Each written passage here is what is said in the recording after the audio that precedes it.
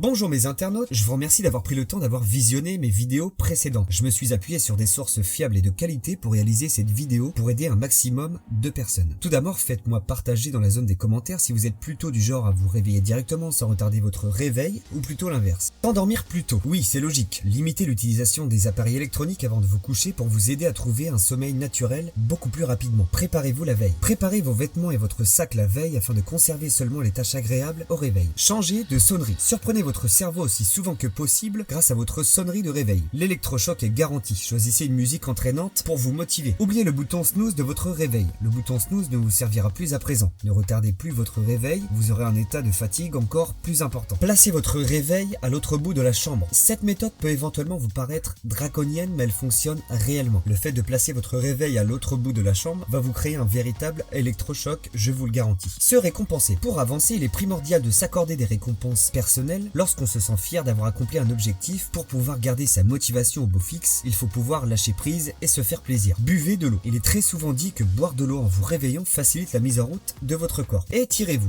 Votre corps a passé un certain temps inactif. Réveillez-le en vous étirant le plus possible. Conditionnez-vous chaque jour. Préparez votre petit déjeuner. Créez votre propre recette du matin. Des tranches de poulet, des œufs au plat, un bol de flocons d'avoine avec des fruits frais afin de vous apporter les nutriments nécessaires à votre journée. Méditez. La méditation est très utilisée dans le quotidien des personnes qui se lèvent tôt. Ne faites rien, restez simplement assis et pratiquez une concentration consciente. Faire du sport. Faire du sport le matin est recommandé par beaucoup d'experts. Ne serait-ce que 10 minutes de marche à côté de chez vous par exemple. Et enfin, respectez les horaires. Installez-vous une véritable routine. Respectez plus ou moins les mêmes horaires de coucher et de lever. Même pendant le week-end, vous réglerez donc votre horloge interne afin de vous réveiller sans problème. Pour les sommeils, en quelques chiffres. Savez-vous que les Français dorment 1h30 de moins qu'il y a 50 ans? 45% des 25-45 ans considèrent qu'ils dorment moins de ce qu'ils ont besoin. 13% des 25-45 ans considèrent, eux, que dormir est une perte de temps. Pour un adulte, la durée du sommeil varie entre 6 à 8 heures. Schématiquement, le sommeil correspond à une succession de 3 à 6 cycles successifs de 60 à 120 minutes chacun et c'est scientifiquement prouvé. Je vous ai mis les sources de mes informations dans la description si vous voulez y jeter un œil.